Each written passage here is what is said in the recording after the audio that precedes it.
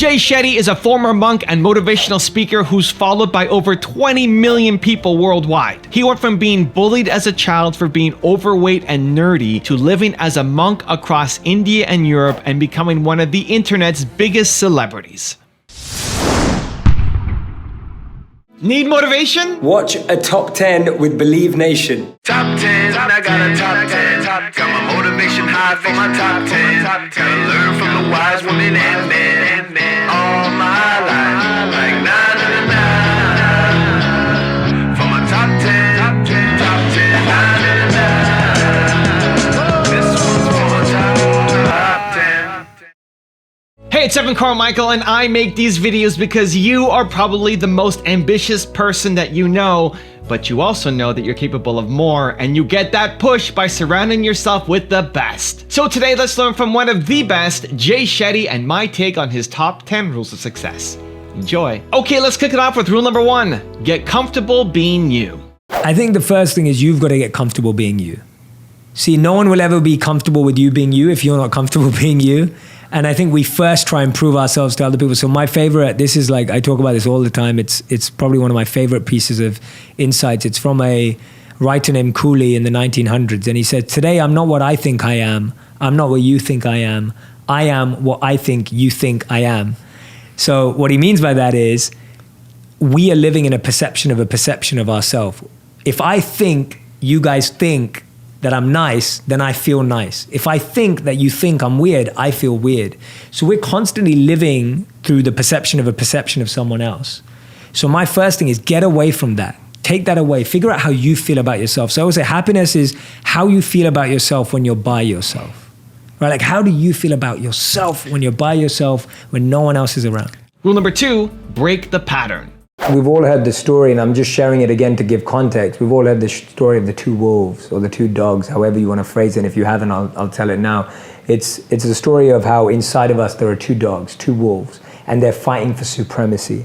So inside you, one is the initiator and one is the responding.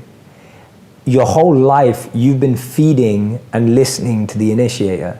So your initiating wolf is strong, powerful, bulky, aggressive, because it's been fed well your whole life. And your responsive dog, your responsive wolf, has not been fed, has not been listened to. And so it's weak and feeble and meek and humble and doesn't even stand a fight. So when they two come to fight inside of you, this wolf's just gonna eat that wolf right up. And that's what's happening right now. So for all of us, whatever 2 wolves you're seeing, whether it's your mind and your intelligence, whether it's your intuition versus what your parents say, whether it's expectations of society versus your expectations of yourself, like whatever 2 wolves you have inside of you, the one that wins is the one you feed and the ones you have been feeding. Now, if you're at a point where you are and where I am and where all of us are in different scenarios of our life, where we're trying to shift and start feeding the other one, it's hard because the other one's just been fed more. It's stronger. It's able to push you. It's able to dictate you. And this is where detachment's so key. That detachment doesn't mean that you own nothing. Detachment means that nothing owns you. And most of us have become owned by our darker wolves. Most of us have become owned by the self that we don't want. So that conditioning has been drawn up. The only way to break it is to disrupt the pattern, to really break that. It has to be, and this is why I talk to people about immersive experiences. Like you meditating for 10 minutes a day on a headspace, that's wonderful and I recommend it, but that's not gonna shift this in a drastic way. Right. You are going to have to go and spend a week out in Joshua Tree with the shaman. You are going to have to take a break in Jerusalem, right? We were both in love with Jerusalem. Like instead of going on a holiday this year, you are gonna have to go on a 3-day intensive transformative retreat. And the reason why I'm saying all these different things is they all have different budgets. They're all available in different countries. You don't have to go to India and live with monks, but you have to do something and it has to be immersive. Because when you get immersed in something, then you're giving something the power to break your pattern. Right. And I think the challenge is we're trying to solve it by a little thing every day, which is a good start to get us going. But if you're really serious about a massive shift in your life, wherever you're seeing that energy coming from for the right side, the responsive side, you need to go water that, you need to go feed it, you need to go give it energy. And that's what I think we find that, and that's where I think people struggle. They still want to go on their beach holiday. they're like, no, I can't give that up. I need that. Or this weekend, I still need to go and do up my house. And it's like, well, no, like, just imagine what would happen if this weekend you just went on a 3-day retreat that changed your life. Like, imagine if you just gave that energy. Rule number 3, turn your passion into an expertise. In terms of finding your purpose, that seems like it's the first step, is getting comfortable with yourself, understanding that. How do we take that next step towards finding that purpose? Yeah, so for me, I define it as your passion is for you, your purpose is for others. So your purpose is when you use your passion to serve others. That's the link. So for me, the focus actually first becomes, what's your passion? Like, what are you passionate about? What do you enjoy doing? And then the parts that's usually missed. So everyone hears follow your passion, find your passion. It's like a cliche, it's everywhere. The difference is get really good at it. Like, get so good at it. And everyone always misses that point. You can be as passionate as you want about tennis, but if you're not really good at tennis, no one's gonna care. And no one's going to take note. And I think that's often missed, that not only do you need to find what you're passionate about, you need to turn it into an expertise, which is undeniable. And that requires the hard work, that requires the work ethic, that requires the early mornings, that requires the training in whatever field you want to be. And that's going to make you successful. So when you figure out your passion and you get really good at it, you're going to become successful. But you're only going to be happy when you use that success to help other people. And then you've got to figure out that link to purpose. So you're going to find your purpose. So when you realize, hey, I'm really good at this, I love it, I get a lot of happiness from doing it, when you start using that to make a difference in other people's lives in any way, it automatically switches into a purpose. So you don't need to find your purpose. It's just an automatic evolution of finding your passion and being really good at it. And that's where we're messing up, that we haven't found something we love, and we haven't found something that we love that we've got really good at. So what we usually do with our lives is we do things that we're not good at and don't love, right? Or we do things that we're good at but don't love. And we need to switch into the spaces of things that we love but are not good at and get really good at them, and start finding out things that you are good at and you do love. Rule number 4, keep stepping back up. There's different ways to play the game. Some people spin the ball, some people go for a straight direct roll, some people use 2 or 3 fingers, the list continues. And the truth is, it's exactly the same in our lives. You will see some people succeeding in a certain way and others doing it completely differently. The goal is to find your way, your method, your approach, the direction that works for you without trying to copy or mimic or imitate someone else. And we've all experienced this. Sometimes your ball ends up in the gutter. I'm sure you've had that before. Sometimes your throw was completely out of control and your ball went directly into the gutter. Or maybe sometimes you actually felt well prepared and confident, but the ball still ended up in the gutter. In life, just like that ball, sometimes we feel we're in the gutter. But there's something to learn from that. And just like the ball comes back, when we learn through our experience, we get another opportunity to improve, another opportunity to try, another opportunity to succeed. As Oscar Wilde said, all of us are in the gutter, but some of us are looking up at the stars. Sometimes you hit a spare. You threw your best shot, you got the angle perfectly right, you prepared with everything you had, and that one pin is still up there. Sometimes, despite our best efforts in life, we don't get what we want. Not everything aligns. Everything doesn't go to plan. Life is a lot like bowling. Keep your eyes on the ball, your concentration in the game, and your mind out of the gutter. And in the end, we realize we have to be just like that bowling pin. No matter how hard we're hit by life, no matter how hard we're hit by others, we have to keep stepping back up. Hey everyone, I have been reading a bit from my friend's book, Evan Carmichael, Built to Serve, and I wanted to share this with you. So, according to a study by Carnegie Mellon University, people with supportive spouses are more likely to give themselves the chance to succeed. They studied 163 married couples and found that people with supportive spouses were more likely to take on potentially rewarding challenges. Those who accepted challenges experience more personal growth, happiness, and psychological well-being. Now, I can truly say that I've experienced that in my life. When I first met my wife, I was just starting out. I had never released a video. I hadn't created any content, and she was such an important part of feeling supported on that journey. So whether you're in a relationship, whether you're dating, whether you're married, or even if you're single, being supported by friends and a strong community is important. Built to Serve by Evan Carmichael. Great book on how you can find your purpose, and also on reminding us that we can all make a difference in the world. Thanks, Evan.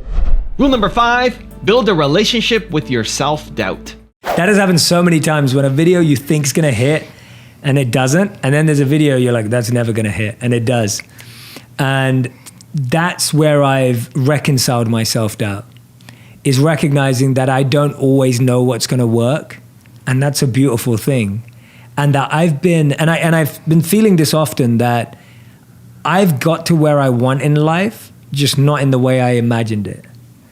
And that's the beauty of giving up that control and feeling slightly liberated. So I'll give an example of what I mean by that. I'm always working strategically, effectively, and impactfully in the best ways I can. But sometimes the place where I put my most energy does the worst. And sometimes something that I tried on the side like blows up, and it's incredible. And that's where I've reconciled myself down, recognizing if I'm putting my best foot forward and I'm working strategically and effectively, the things that are going to work will work. And it may not be the things I expect. And what we're doing is, or what I do sometimes too, is you're so focused on wanting one thing to work, you miss the fact that there's like 9 other things that are happening that are amazing around you that you could never have dreamed of. And I've seen that in my life countless times where I wanted one thing to work, 3 things were working over here, but I was so like, why is this not working? Like, why is this not working? That you miss that.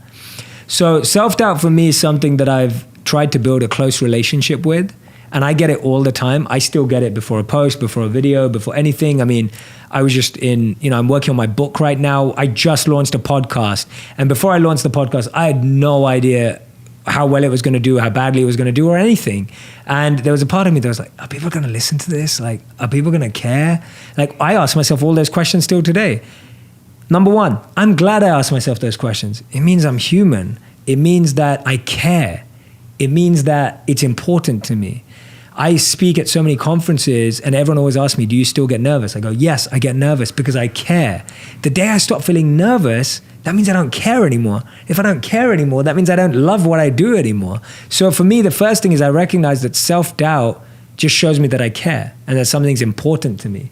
Whereas I don't doubt myself around things that I don't care about. Like if you asked me a question right now about what's the recipe for this amazing dish, I wouldn't know, and I'd say, I don't know.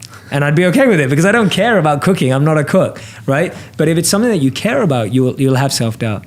The second thing that I do with self-doubt is I go, okay, if that's the things that I'm doubting myself for, what strategies, what can I put into place to overcome them? Doubt is just a great way of making you check what you need to work on.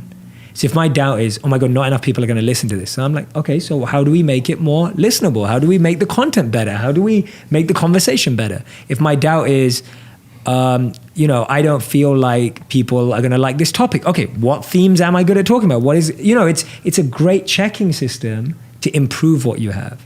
So don't look at self-doubt as negative. Turn it into a positive by actually asking yourself those questions.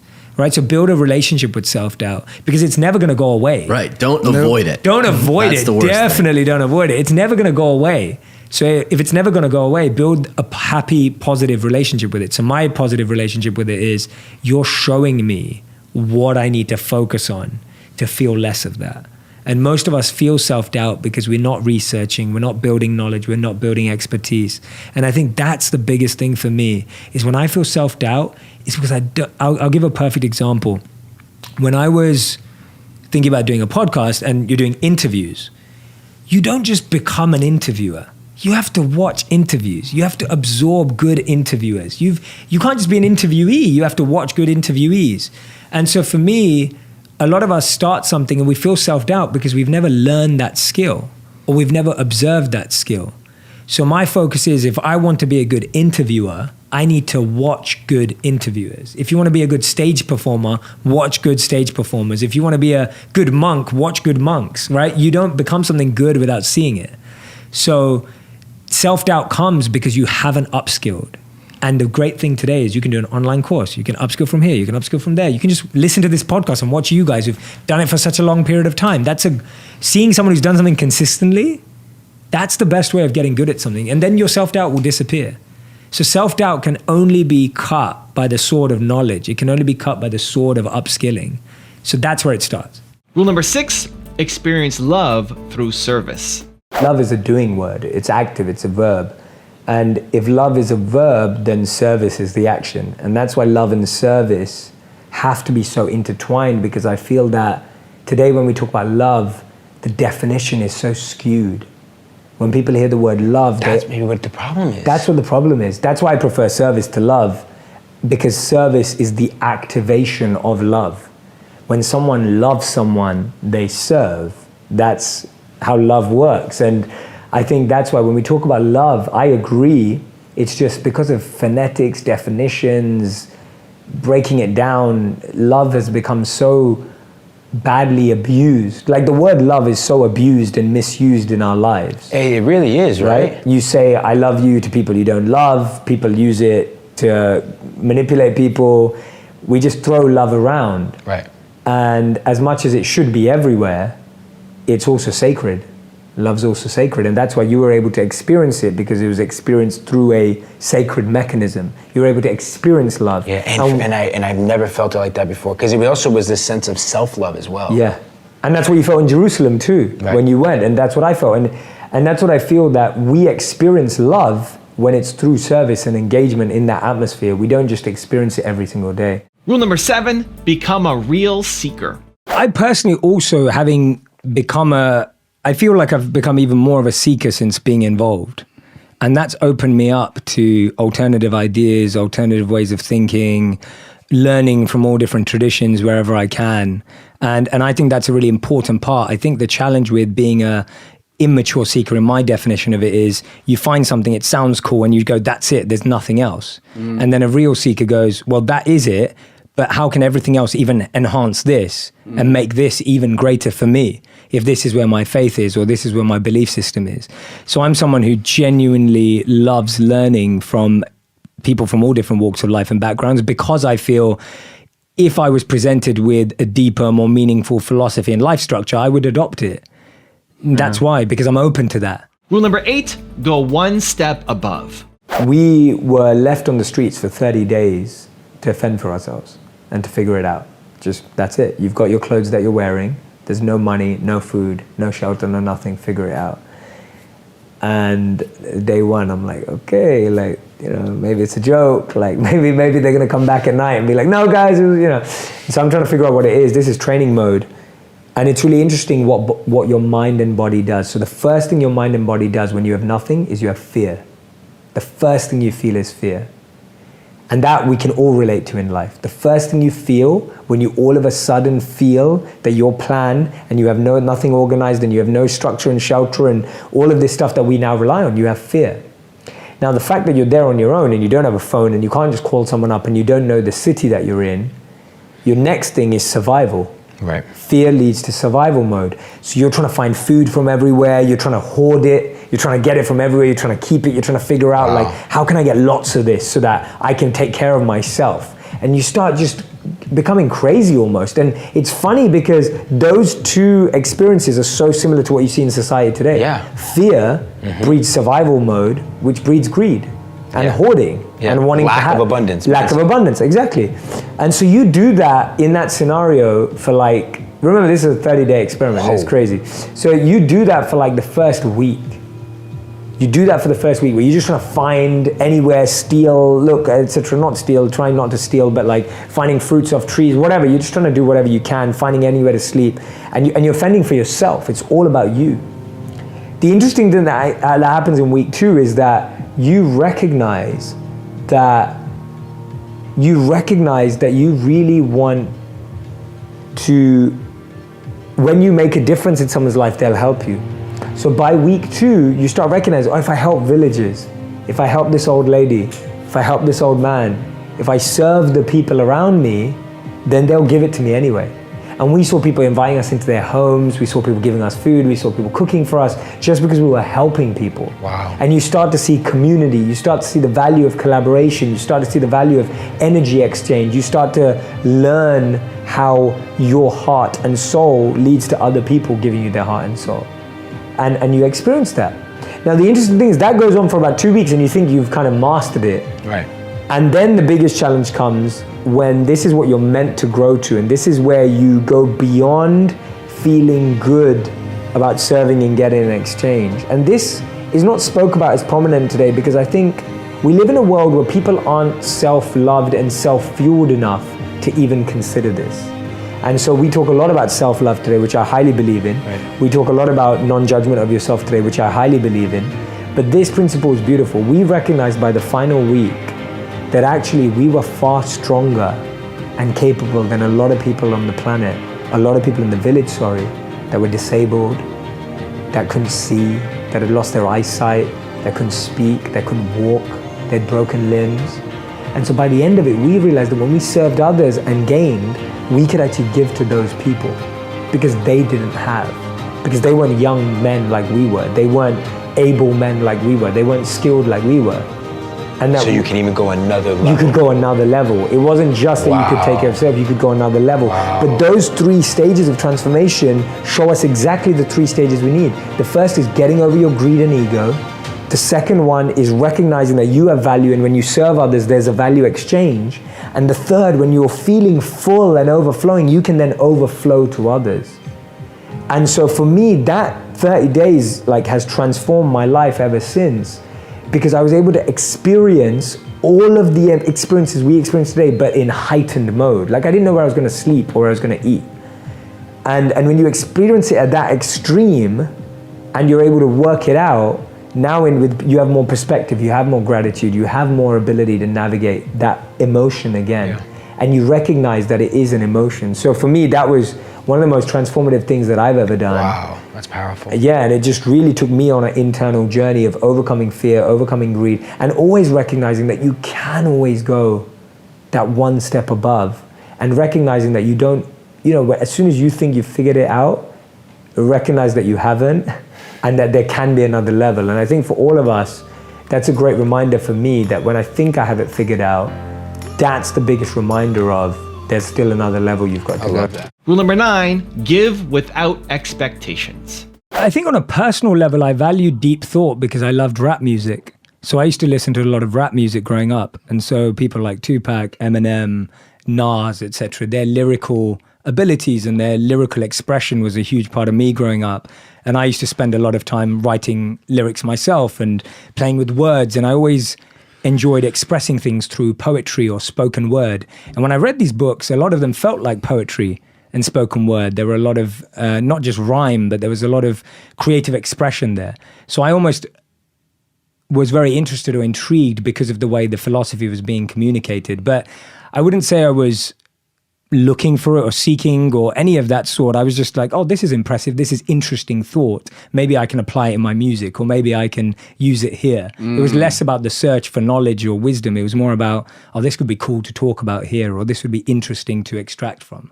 And when did it begin to change? When did your attitude towards theological texts or great spiritual works change from a kind of utilitarian curiosity that it could be magpied into hold on a minute, there's something in here that's going to alter me? So I think the big thing for me was the first time I met a monk. And it's something that you can't ask someone like, oh, when was the first time you met a monk? My first monk. God, I was just a slip of a girl then, back in Kent, picking apples on the coast. So tell me, what was your first experience? So I remember I was around 18 years old, and I found out from a friend that this monk had been invited to speak at a university. And I was pretty uninterested to go. I wasn't really fascinated by it. And I actually remember saying to my friend, as long as we go out afterwards, I'll turn up to the event. So if we go to a bar afterwards. As usual, dragged even to the feet of a monk by lust. Yeah, literally. And so he said, yeah, I promise you. And he was getting into spirituality and interested by these things. So I went along. And I was captivated. Who was it? So this man's name is Gauranga Das. He lives in India. I think you might have met him at the Eco Village. So he built the Eco Village. So you might have met him when you went there. In Mumbai, Mumbai. The Krishna Consciousness Eco Village, where it's like 100% carbon footprint free. They grow their own fruit and veg using, let's face it, human poo. like it's there's animals there. They're growing fragrant plants. flowers. It's sort of amazing place. It's sort of beautiful, isn't it? It is. I expect you're like me, thinking, what systems could we replicate in order to save the world? Absolutely. And that seems like one. So you met, So I met him. What's his name again? Gauranga. So he was speaking, and just to put it in context for everyone listening, this man is Indian. He has a strong Indian accent. He's not necessarily externally attractive to the kind of person I'd be attracted to. At that time, I was attracted to... Tupac. Yeah, exactly. And women. Right. And rags to riches stories. I loved celebrities and influencers and people who'd made money. Like, that's who I looked up to. People who'd gone from nothing to something. And then I'm here listening to this man wearing robes, and I'm totally captivated. I'm just like, wow, he's so fascinating. And the reason that he was fascinating is because he was talking about selfless service. And he talked about how real meaning, real happiness, real fulfillment from life comes when you're able to plant trees under whose shade you do not plan to sit. So you want to give shelter to others. You want to provide things for others without expecting something back from them. And at that time, that idea just penetrated through my whole being. Why? When it's directly contradictory to your experience up to that point? Why is this message relevant? So I think two things. One thing is I was looking for a thrill in my teens, and that's when I was getting involved in all sorts of wrong ideas, wrong activities, or wrong in the sense of things that we wouldn't recommend or want our children to get involved in. Drugs, sex, fighting? Totally, yeah, all of that. Violence, petty theft, all that kind of stuff. And I wasn't doing it because I wanted stuff. I was doing it because I wanted a thrill in life.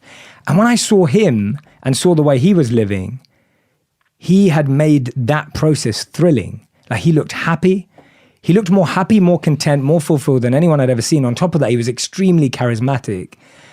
And I just thought, I want to get to know this man. And then I found out that he'd given up jobs at some of the biggest companies in the world. And he went to IIT and had studied at IIT, which is the MIT of India, the Indian Institute of Technology. He was like a gold medalist at this place. And he'd given that all up to be a monk, to serve humanity. And I thought, wow, that's unbelievable, because he's given up everything that everyone that I know is chasing, but he's happy and he's found meaning and he's found that fulfillment that I feel is just emanating from who he is. So it was the first time in my life where I'd gone from not looking up to someone who went from nothing to something, but someone who'd gone from something to nothing. And that was a massive paradigm shift moment for me, and a massive moment of just, wow, there is more out there. And I constantly say this, and I say it often, it's, you can't be what you can't see. I would not have wanted to be a monk if I didn't see a monk who was fulfilled and happy and had this power about him. And up until that point, anyone that I'd seen that was rich or successful or beautiful or had a beautiful looking model girlfriend or whatever it was, they still didn't emanate that happiness for me. So I saw that very early on, not in the extreme sense. I didn't have celebrity friends or anything, but from what I saw, I could very clearly see that material things weren't making people deeply happy. And he was someone who had given that up and seemed happy to me. And rule number 10, the last one before a very special bonus clip, is know yourself. There's a beautiful Indian story about a musk deer with a really powerful lesson. Now, you may have already heard of musk, maybe because it exists in your perfumes or your aftershaves or deodorants as a scent. And this scent is one of the most expensive natural products in the world, fetching 3 times its weight in gold.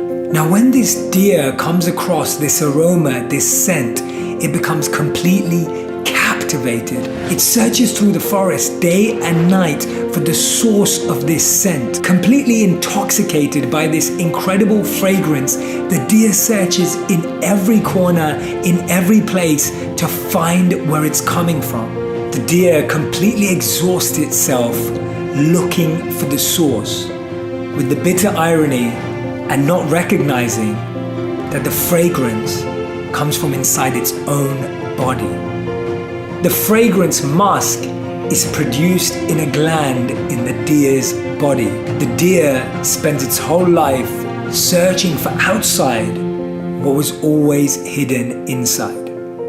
I heard this example when I lived as a monk to describe the human condition of life. How we spend our whole lives looking for pleasures and happiness outside of us, when actually what we're searching for is right there inside of us. We try to find joy and happiness in external pleasures, in things, in results, when actually real happiness comes from meaning, relationships, and a connection with oneself. See, we all know that we can't love someone we don't know. So how can you love yourself when you don't know yourself? And just as this musk deer, we've probably had similar experiences. How many times have you walked out of your home and then felt that you've forgotten one of those top 3 things? Usually your keys, your wallet or purse, or your phone. You rush back in, you look around your own home, you make a mess, you make havoc, you look under every seat, every corner, and then realize that that phone, that wallet or purse, or those keys were in your back pocket. In the process of seeking happiness externally, we make a complete mess of our minds and life, and sometimes even the lives of others, not realizing that what we were truly looking for has always been with us. Today we hear a lot about self-love and self-care, but neither of these are possible without self-knowledge, without self-realization, without self-awareness. Remember, if we don't know ourselves, we can't love ourselves. Now I've got a special bonus clip from Jay on how to learn from every experience that I think you're gonna enjoy. But before that, it's time for the question of the day. I wanna know, where do you need to go one step above? Let me know your answer, put it down in the comments below. And if you made it this far in the video, you're still here watching, give me a hashtag believe down in the comments below. I wanna celebrate you. We don't just watch videos here, we do something about it. So give me that believe in the comments below too. I remember being 10 years old in the school playground. The cutest girl at school had just found out that I fancied her, like every other guy at school liked her. And I remember a group of girls standing behind me in the playground, just taking the mick out of me and taking the fun out of me, saying, oh, how can Jay think that he could be with her because he's so ugly and fat and all the rest of it.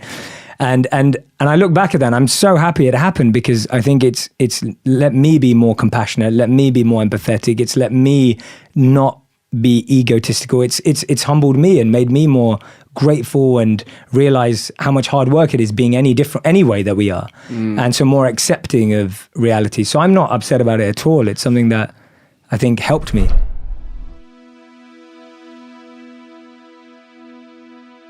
If you want 10 more awesome rules from Jay Shetty, check out the video right there next to me. I think you'll enjoy it. Continue to believe, and I'll see you there.